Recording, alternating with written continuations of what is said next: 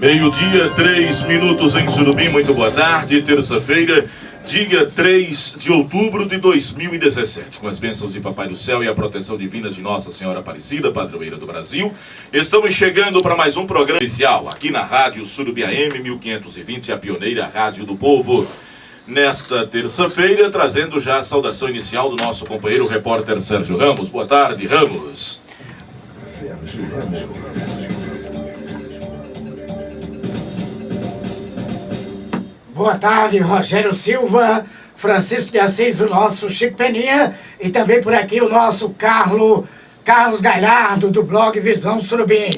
Já está aqui em nossa emissora, Rogério ouvintes, os nossos convidados, advogados Fredson Rodrigues e Alexandro de Lima, presidente e secretário da OAB, respectivamente, subseccional de Surubim. Vamos estar abordando aqui a questão da tão propalada, tão falada audiência de custódia. Até que ponto está trazendo algum benefício para a sociedade? Os nossos convidados vão discorrer conosco sobre este tema aqui no programa, Rogério. Agora são 12 horas mais 4 minutos. A gente vai trazer outras informações para você também a partir de agora no nosso programa Ronda Policial. Programa que tem os trabalhos técnicos do Francisco de Assis, nos transmissores Xavier Bernardo do Lunda e Rogério Barbosa, a gerência do Aguinaldo Alves, a direção geral do Dr. Cizino Ferreira Lima, Dr. Gildo Ferreira Lima. O programa tem as reportagens de Sérgio Ramos, comentários de Aguinaldo Alves e a apresentação de Rogério Silva.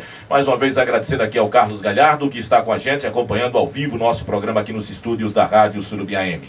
Lembrar que você nos acompanha na frequência AM 1520 para Surubim e região e também nos acompanha no www.radiosurubimam.com.br. Lá você também pode ter a opção de áudio ou áudio e vídeo, como você queira. Pode também nos acompanhar no Taninho, no aplicativo Radiosnet do seu celular, ou nas mídias sociais, no Facebook do Aguinaldo Alves, do Sérgio Ramos e do Rogério Silva. Fique com a gente, participe, interaja, faça parte da nossa produção de jornalismo da Rádio Surubim AM. A gente vai a um rápido intervalo, e aí a gente volta na sequência com todas essas notícias para você nesta tarde de terça-feira. Programa Ronda Policial, no comando Rogério Silva. 12 horas 8 minutos. Foi realizado no dia de ontem a primeira Conferência Municipal da Igualdade Racial, lá na cidade de Casinhas, no auditório da Escola São Luís. A gente vai ouvir agora a Thaisa, ela é coordenadora regional da mulher. Vamos ouvir esse áudio. A Conferência da Igualdade Racial no município de Casinhas. São conferências municipais, né? Então são municipalizadas, e em Pernambuco está acontecendo cerca de 30 conferências municipais, né? Paulista, Jaboatão, Olinda, Serra Talhada, Carnaíba, São José do Egito. Então são municípios que têm introduzido essa questão dentro da gestão municipal porque acha importante e porque reconhece que essa temática ela desenvolve o município, porque a sua população precisa dessa visibilidade, né? E aqui eu, como coordenadora regional da Secretaria da Mulher, né, estive participando da Conferência Municipal de Casinha, da Igualdade Racial, e queria muito destacar que foi um momento riquíssimo, de propostas riquíssimas, propostas muito bem elaboradas, qualificadas, né, que só vêm para contribuir, né, com o desenvolvimento do município, né, que está mostrando aí uma gestão diferenciada, né, uma gestão que a cada dia que se passa coloca atividades e coloca estruturas e faz ações que ficam na história porque começou agora a fazer, né? Isso é interessante destacar porque a gente precisa valorizar quando as coisas estão dando certo, né? A gente reclama quando não dá certo, né? Então a gente precisa valorizar também quando está dando certo. Queria muito parabenizar, né, ao prefeito, a coordenadora da mulher, a Carla, né, a secretária de assistência, né, e nossa querida vice-prefeita que esteve aqui presente contribuindo no momento. E a gente ainda teve, para brilhantar, né, a nossa conferência, a participação de outros municípios que vieram prestigiar. Por exemplo, veio o pessoal da Prefeitura de Surubim também participar, né, e veio Participar aqui, né? Então Casinha já está sendo referência, né? Está mostrando para o mundo a que veio, né? Meu nome é Vicente Moraes, eu estou coordenador de Igualdade Racial, coordenador estadual. Primeiramente eu queria falar, primeiro parabenizar a cidade e a prefeitura por estar realizando essa conferência, dizer que a gente tem travado essa luta aí nesse debate no Brasil, mas principalmente aqui em Pernambuco, de falar da importância, primeiro, da gente trabalhar esse tema, mas aí trazendo para as conferências, dizer que é um tema importante, que realmente as cidades, a partir de que a gente passou a discutir essas políticas públicas, a situação na cidade melhorou, principalmente essa questão do convívio. A gente sabe da importância de debater nas conferências por conta justamente dessa participação popular, porque a gente sabe que tem a questão da conferência, organização através da prefeitura, juntamente com a sociedade civil, mas o mais importante ainda é estar o poder público municipal, sejam as prefeituras, prefeitos e prefeitas, juntamente com a sociedade civil, para que a gente possa realmente conseguir fazer levantamentos, fazer debates, levar temas para o Estado, porque justamente essa questão das conferências, que a gente cria as propostas e leve para as conferências estaduais e para as nacionais, mas é aí que a partir daí também a gente consiga plantar uma semente no município, para que a partir daquelas propostas, daquelas sementes, a gente consiga desenvolver um trabalho em conjunto, que a gente sabe que justamente tem que ter essa diferença dos municípios trabalhar em conjunto com o governo do Estado. Por falar nisso, a gente também tem o nosso plano estadual de igualdade racial, que esse plano também permite que a gente também trabalhe em conjunto, todos os temas possíveis, seja ele na área da educação, de segurança, saúde, meio ambiente, lazer, todos eles, esporte, E também tem a questão de que a gente precisa trabalhar principalmente a questão da educação dos municípios, que é justamente para a gente ver se a gente consegue aqui implementar no Estado a Lei 10.639, que é a lei que torna como obrigatório, em todos os estados. Ela foi assinada há muitos anos atrás, mas não foi implementada em nenhum estado. E a gente está tentando conseguir trazer aqui para Pernambuco, justamente com os municípios, de que tornar dentro da grade do ensino fundamental e médio, o ensino e a história da África. Porque a gente entende que o preconceito, ninguém nasce racista, ninguém nasce preconceituoso, que isso tudo é um processo de transformação. E a gente acredita que o combate disso também parte principalmente através da educação, que é trabalhando na Lei 10.639. Casinha está de parabéns, juntamente com todo o seu secretariado, aí, sua equipe, seus gestores, os alunos participaram, a gente também agradece, e dizer que conte conosco aí no Estado, que a gente está aí, deixamos os contatos, com as secretárias, com toda a equipe, com todo mundo, e dizer que a gente está aí, vamos esperar a população, os delegados lá na nossa conferência estadual, e se Deus quiser, vamos tirar nossa representação também de Casinhas para a Conferência Nacional.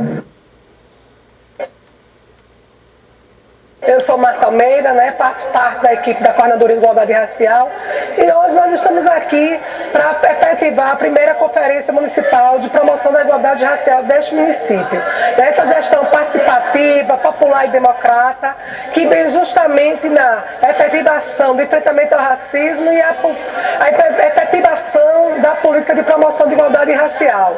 A importância de estar sendo tirada aqui propostas de interesse de toda a sociedade, para que a gente possa combater a discriminação e o preconceito. Então, a população é necessário conhecer a história dessa comunidade negra, o samba, a culinária negra, o samba, a feijoada, a nossa vatapá, o acarajé, a tapioca, o hip hop, os afoxés, o maracatu, toda essa história que ainda está na invisibilidade, ainda não está no livro didático, não está nas televisões, não está na nossa música. Então a gente está aqui hoje para justamente fazer essa, essa efetivação desta política de promoção da igualdade racial. O município está de parabéns, para justamente a gente apresentar as políticas que já estão a nível nacional e a nível do Estado, mas principalmente para a gente escutar o anseio da comunidade, da população de Casinhas. O que é que essa comunidade, o que é que esse município anseia para a efetivação dessa política? Então a gente precisa primeiro escutar, ver o que é que a população anseia para fazer esse trabalho na saúde, na educação, na moradia, no meio ambiente, no turismo, né, nas diversas áreas, para que a gente possa tirar propostas, levar a nível do Estado, e do Estado a gente também tirar propostas a nível nacional. E também tirar uma delegação, tanto da sociedade civil como do poder público, para estar participando da etapa estadual, que deve ser agora, dia 29 e 30 de novembro. A importância de estar governo do Estado e a gestão municipal juntos para a efetivação dessa política, e que essa população não tenha mais vergonha de dizer a sua origem, a sua história, não tenha mais vergonha de fazer a denúncia do racismo, não ter vergonha da cor da pele, do cabelo, não ter vergonha da sua origem, onde mora, da sua orientação sexual, da sua comunidade, da sua classe social. Então hoje é que a gente está debatendo justamente isso. Qualidade no serviço público, qualidade de uma gestão pública sem preconceito e sem discriminação. Né? Então deixo aqui meu axé, mais uma vez obrigada, e estamos juntos nessa luta. Pronto, tá aí um resumo do que foi a conferência, né, a primeira conferência municipal de igualdade racial, que aconteceu lá na cidade de Casinhas, com o seguinte tema, não é? Pernambuco na década dos afrodescendentes, reconhecimento, justiça e desenvolvimento, igualdade de direitos. Tá feito aí o registro, são 12h17. Intervalo, na volta a gente já traz os nossos convidados, Sérgio. Sábado 7 de outubro, vai rolar o Luau do Marista. Mais 20 minutos tem pleiteado as suas ações com relação ao que acontece e também no que diz respeito ao trabalho, principalmente aqui da subseccional de Surubim, como vem sendo conduzido pelo Dr. Fredson Rodrigues, que é o presidente da subseccional de Surubim, e o Dr. Alexandro de Lima, que é o secretário da subseccional aqui de Surubim. Inicialmente, com o boa tarde do Dr. Fredson Rodrigues. Agora, no Ronda Policial, entrevista do dia. Dr. Fredson, boa tarde. Boa tarde, meu amigo Sérgio Ramos. Boa tarde, Rogério Silva, demais ouvintes da Surubim AM. O pessoal, para encostar um pouquinho mais aqui, para a gente ficar mais à vontade. Também trazer o cumprimento aqui do Dr. Alexandro de Lima. Boa tarde, Dr. Alexandro. Boa tarde, Rogério. Boa tarde, Sérgio. E boa tarde também a todos os ouvintes da Rádio AM. Bom, Sérgio Ramos está aqui, vai conduzir também com a gente o nosso debate nessa tarde. E o Sérgio começa conversando com os advogados Dr. Fredson Rodrigues e Dr. Alexandro de Lima. É isso aí, Rogério. Desde já eu quero agradecer à OAB Subseccional de Surubim por ter aceito o nosso convite e aqui estarmos para discorrermos sobre audiência de custódia. Né? Porque na maioria das pessoas, essa audiência de custódia veio para deixar, eu vou usar um termo popular, a bandidagem na rua. Né? Mas antes de falar sobre a audiência de custódia, eu gostaria de saber aqui dos nossos convidados, a OAB é uma instituição para defender apenas a classe, ou seja, os advogados, ou ela também defende a população como um todo? Dr. Fredson. Boa tarde, Sérgio Ramos, mais uma vez. A OAB é uma instituição voltada para defender os interesses da advocacia, do advogado, mas também voltada para defender os interesses da sociedade como um todo. Você foi muito feliz aí nessas suas colocações. A OAB tem um papel importantíssimo na concretização da democracia nesse país, na manutenção do Estado Democrático de Direito. Somos fiscais, não só dos advogados, como do Estado Democrático de Direito. Somos fiscais da população de uma forma geral. Dr. Fredson e Dr. Alexandro, essa audiência de custódia tão propalada, já houve pronunciamento de comandante da Polícia Militar no estado de Pernambuco, já houve pronunciamento do chefe da Polícia Civil, e na fala deles, eles dizem que a polícia ou as polícias estão prendendo, mas a justiça deixa na rua. E aí, o que é essa audiência de custódia? Realmente tem ajudado o cidadão de bem com essas audiências de custódia? A OAB vê a audiência de custódia como um instrumento de legalidade.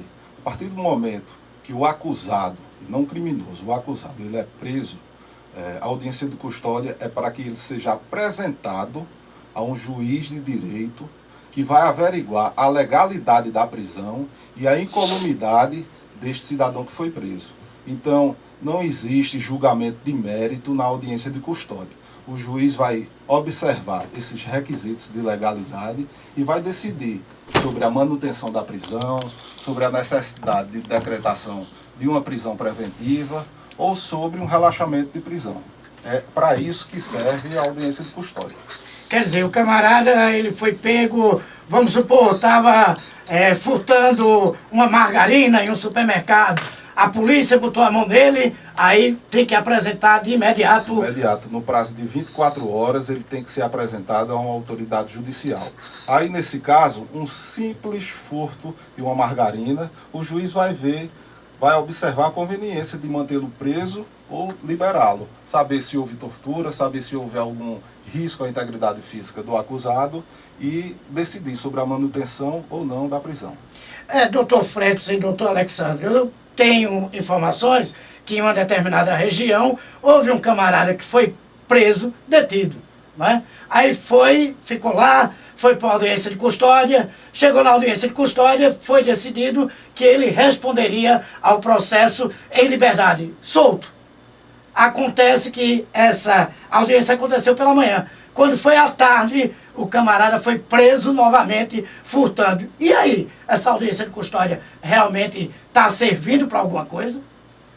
Sérgio, é o seguinte, na realidade, no primeiro caso que você se refere, ele preencheu os requisitos, né, do artigo do Código de Processo Penal, em que diz que se ele tiver residência fixa, se ele tem um trabalho honesto, registrado em carteira, e que também, né, não seja reincidente, ele deve responder esse processo em liberdade.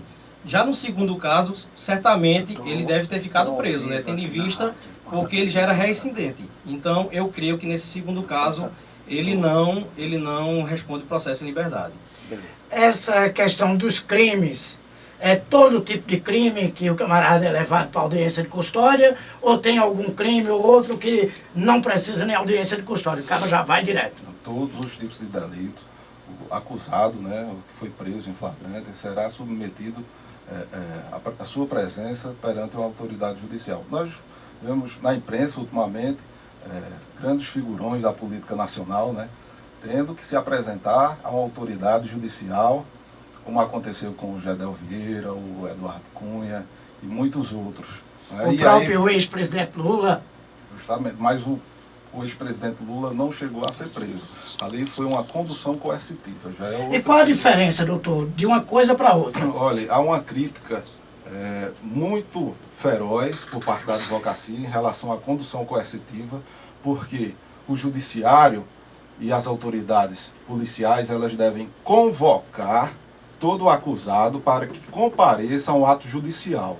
E a partir do momento... Espontaneamente, né? Espontaneamente. E a partir do momento que o cidadão está na sua residência e chega uma autoridade policial forçando, fazendo com que ele, né, a condução coercitiva, de forma coercitiva, compareça perante uma autoridade policial, isso viola regras constitucionais, garantias individuais que cabem a todo cidadão, seja ele acusado, seja ele um inocente, seja ele um criminoso ou um inocente. Estamos conversando aqui com os representantes da OAB subseccional de Surubim, a Ordem dos Advogados do Brasil, doutor Fredson Rodrigues, que é o presidente, e doutor Alexandre de Lima, que é o secretário da OAB. Mas deixa eu abrir aqui um espaço para abraçar aqui as pessoas que estão nos acompanhando através da rede social Facebook, Deinha Hélio, Amaro Silva, Fia Costa, Laudijane Almeida, Melri Silva, Silvânia Lima, também conosco por aqui o Fabinho Coca, Lúcio Fabrício, Roberto Silva, Daniela Cristina, Josilene Cardoso e Marcos Vinícius, abraçando a esses que estão conosco aqui. Quero dizer a você que se tiver algum questionamento acerca dessa questão da audiência de custódia, mande sua mensagem aqui pelo Facebook, que na medida do possível os nossos convidados vão estar respondendo. Ou ligue para o 3634-1448. Abraçando Carlos Galhardo, que está aqui conosco ao vivo, Blog Visão Surubim. Voltando aos nossos convidados, às 12 horas e 28 minutos. A gente acompanha, através da grande mídia, e também aqui na nossa região, que os magistrados estão abarrotados de processo. Aí um camarada tem uma discussão, vamos supor, na Feira Livre.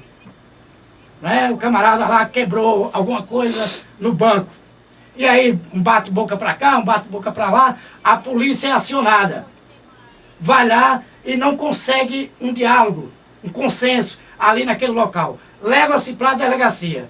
De lá, obrigatoriamente, esse pessoal vai ter que ser levado também para essa audiência de custódia. Doutor Alexandre. É como o doutor Fred falou, né? Na realidade, tem que existir o crime tipificado no Código Penal para que a pessoa seja realmente presa em flagrante delito, para sim ser instaurada a audiência de custódia. Se realmente só existir esse conflito e não existir crime, não tem por que ter audiência de custódia.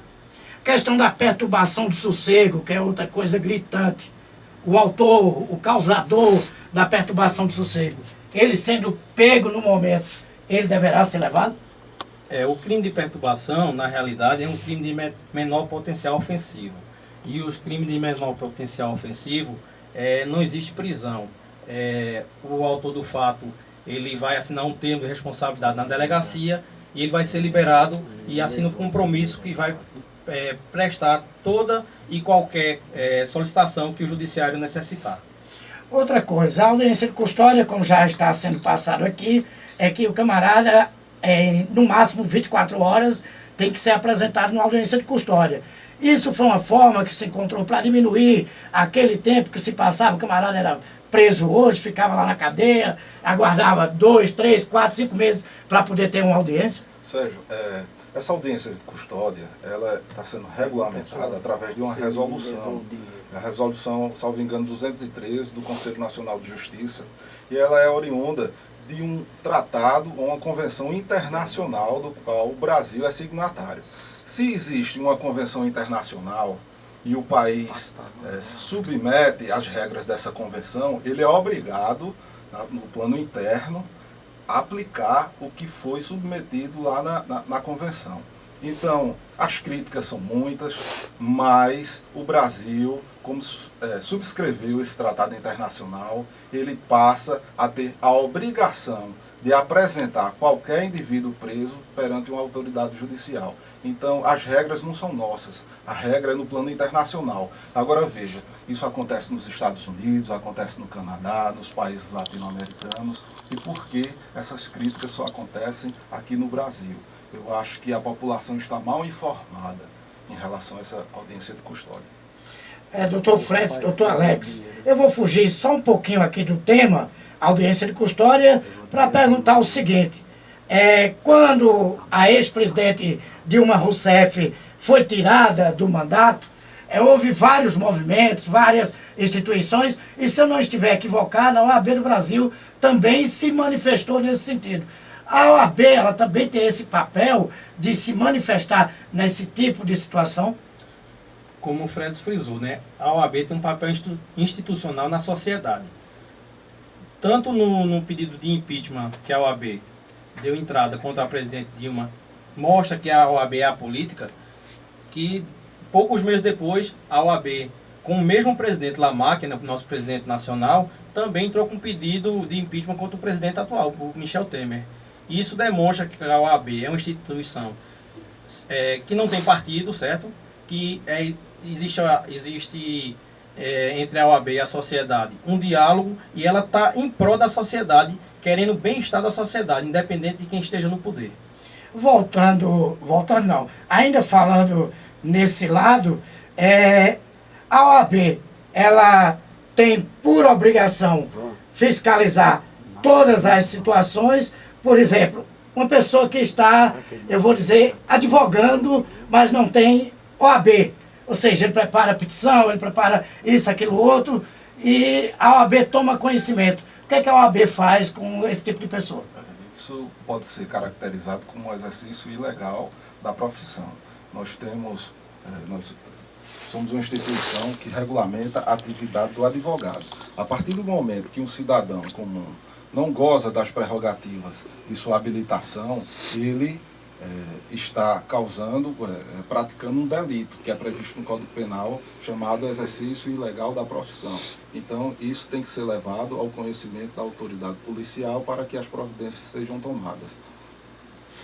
12 horas e 34 minutos, programa Ronda Policial. Estamos conversando aqui com os nossos convidados, Dr. Fredson Rodrigues, ele que é presidente da OAB Subseccional de Surubim, e Dr. Alexandro de Lima, secretário da instituição.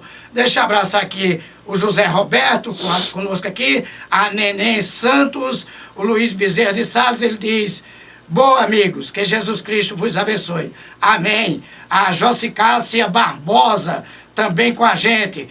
O José Roberto, ele diz: boa tarde a todos. Parabéns pelos convidados. Obrigado aí pelo carinho da audiência. Mas, Francisco de Assis, vamos a um rápido intervalo, né? 12 horas e 34 minutos. Em 2 minutinhos a gente volta com os nossos convidados. Agora, espaço garantido, como eu costumo dizer, para assegurar o leite dos buchudinhos. É contigo, Chico Peninha. Amor, como faz mais? 12 horas e 38 minutos, 12 e 38. Conversando aqui com os nossos convidados de hoje, o presidente da OAB de Surubim, Dr. Fredson Rodrigues, e Alexandro de Lima, que é secretário da instituição. Ambos, evidentemente, advogados. Dr. Fredson, deixa eu perguntar uma coisa que eu estou curioso. Eu vou corriqueiramente à comarca de Surubim. E lá, né, existia, eu vou colocar nesse termo, você é que vai responder, existia uma sala da OAB, Ordem dos Advogados do Brasil, lá dentro do prédio da comarca. E os últimos dias eu não tenho visto lá uma porta de vidro e nada lá dentro. O que foi que houve? É um fato muito bom aí que eu tenho que comunicar aos colegas advogados e ao público em geral, que nós estamos reformando aquela sala. Fizemos questão de trocar o piso, colocar portas de vidro, já colocamos um ar-condicionado. Acabamos de receber uma bancada recentemente com 3 novos computadores. O advogado vai ter acesso ao PJE, né, que é o processo eletrônico aí disponibilizado pelo Poder Judiciário, em um sofá, todas as comodidades e o conforto que o advogado merece, né, para receber seu cliente e para tratar de assuntos internos ali da classe. Então, em breve, teremos uma sala nova aqui. Já inauguramos o ano passado a nova sala de Santa Maria do Cambucá e, se Deus quiser, agora nesse ano de 2018, vamos reinaugurar a sala do Fórum de Vertentes. Uma outra coisa que os nossos ouvintes têm curiosidade é o seguinte: muitas vezes tem caso, inclusive na mídia nacional, de que se passa 2, 3 meses para se preparar o inquérito policial, para se remeter à justiça, e quando o acusado, né, porque até que seja condenado o camarada, né, inocente, até que se prove o contrário, se encontra falha. Aí muitas vezes o Ministério Público, até mesmo o advogado de defesa, mostra ali as falhas na documentação e o camarada vai-se embora para casa, no popular, rindo à toa. Né? Eu vou usar um termo que estava até no destaque hoje, que os bandidos assaltaram um banco e ainda saíram debochando dos brasileiros e dos políticos. Aí eu pergunto, tá na mídia, eu pergunto, 24 horas para se apresentar uma pessoa que supostamente cometeu um crime. E aí o juiz vai julgar, porque é um julgamento, não deixa de ser, no meu entendimento, se o camarada fica preso ou se ele sai lá e vai responder em liberdade. Ele não vai entrar no mérito do crime, ele vai analisar os requisitos da prisão. Se ela foi legal, se houve abuso, é isso. Inclusive, essa semana houve uma reunião entre representantes do Tribunal de Justiça de Pernambuco e da Secretaria de Defesa Social do Estado. A polícia solicitando que esse prazo de 24 horas para apresentação dos acusados houvesse uma dilação para 48 horas, justamente para se chegar ao judiciário uma coisa mais apurada, realmente com menos falha, porque eles alegam que tem falha, tendo em vista que o prazo é muito curto. Então, está havendo essa discussão se vai se passar de 24 horas para 48 horas para a apresentação desse preso. E como o Fred frisou, A questão é para se averiguar a prisão e não em si o caso. A polícia ainda continua com prazo para se investigar e apresentar, concluir o inquérito e remeter para o judiciário. Deixa eu abraçar aqui o Damião Silva, o Ailton Surubim, Livramento Silva, Suzane Barbosa. Obrigado a vocês pelo carinho da audiência. Doutores, a Justiça também tem acompanhado a evolução tecnológica. Até que ponto isso tem sido positivo e até que ponto tem sido negativo? Olha, os processos hoje, através de uma resolução do Conselho Nacional de Justiça, todo o processo, em breve, será eletrônico. Os processos físicos estão com prazo... dias contados. Justamente, estão com os dias contados. Aqui no Tribunal de Justiça de Pernambuco, o processo eletrônico já é uma realidade, apesar das falhas, apesar das críticas. Falta uma preparação ainda dos servidores, dos próprios magistrados. O Ministério Público ainda está aprendendo a lidar com essas situações. Os processos criminais ainda são físicos, mas daqui a um tempo, com certeza, eles serão eletrônicos também. A advocacia, ela vê com bons olhos. Até vai somar com a celeridade dos atos processuais. Esperamos que isso seja uma coisa muito positiva para a sociedade, que aguarda uma contraprestação jurisdicional mais rápida, mais célere, e a OAB se posiciona favorável à implantação desse processo judicial eletrônico e esperamos que seja uma coisa boa aí para a sociedade. Como é que os doutores avaliam também aquelas audiências, júri por vídeo, né? Eu vou chamar de... Videoconferência. Exatamente. Aquilo ali, qual a diferença entre fazer com todas as partes ali na sala ou no tribunal do júri? Na realidade, existe a questão da garantia tanto do preso, né, como também das partes, e com relação também com relação ao Estado, né? Você faz uma audiência de custódia não, audiência por videoconferência em que o preso está em outra cidade, talvez até em outro estado, certo? O Estado não vai precisar disponibilizar uma certa quantidade de servidores para poder custodiar esse preso, e com isso facilita. Então existe a questão da segurança para o magistrado, para o próprio preso, né? Porque muitas vezes essas audiências de custódia não, estou misturando custódia com videoconferência. Iniciou com aquele pessoal do Comando Vermelho, com esse pessoal bem perigoso na realidade, né? Do crime organizado no Brasil. E se viu que realmente é muito bom para todo mundo. Existe uma economia muito grande para o Estado com relação a isso. E assim, a meu ver, não fere nem o direito da pessoa que está sendo acusada, nem tampouco também as garantias do advogado. Doutores, tem uma coisa também que é muito polêmico. Muitas pessoas falam bastante, por exemplo, o camarada cometeu uma chacina, estuprou uma criança, é preso. Evidentemente que a lei diz que todo mundo tem direito à defesa, né? É um direito. Mas a pergunta é a seguinte: o advogado, ele tem direito também de se recusar a defender aquele acusado? Com certeza, Sérgio. Foi muito bom você tocar nesse ponto. É uma questão de foro íntimo. É muito comum um advogado se recusar a patrocinar determinadas causas, principalmente na esfera criminal, por não se sentir bem, por questões de ética. Agora, lembrando que esse cidadão que está sendo acusado, ele tem o direito, uma garantia de ser patrocinado por um advogado ou pelo defensor público. Ele não pode ser julgado com a ausência de um defensor. Então, é melhor condenar, é melhor absolver um cidadão criminoso do que condenar um inocente.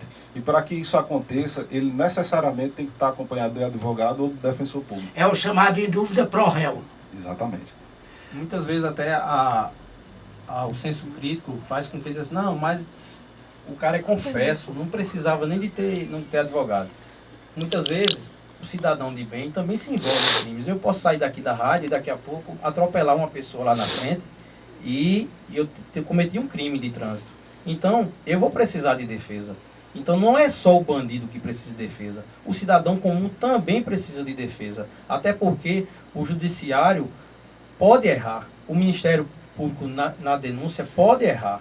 Então, quem é que vai velar pelo direito do acusado? Quantos erros, né, já não sabemos aí com as mídias sociais, aí com a imprensa, liberdade de imprensa, hoje expõe determinadas falhas do Estado, do Poder Judiciário, da própria advocacia, que nós erramos também, do Ministério Público. Enfim, viver em sociedade é isso, com erros e acertos, mas sempre buscando melhorar o sistema, sempre tentando trazer uma garantia e uma segurança jurídica ao cidadão. Doutor, o senhor acabou de falar em liberdade de imprensa. Então eu pergunto como é que a OAB, Surubim, os senhores, vê aí essa tentativa a nível nacional de censurar a imprensa. A OAB é favorável à censura? Qual o posicionamento? Isso é inadmissível. Nós estamos no ano de 2017, vivemos no Estado democrático de direito e a imprensa é um braço forte da democracia. A OAB sempre se valeu da imprensa para publicar seus atos, para ir...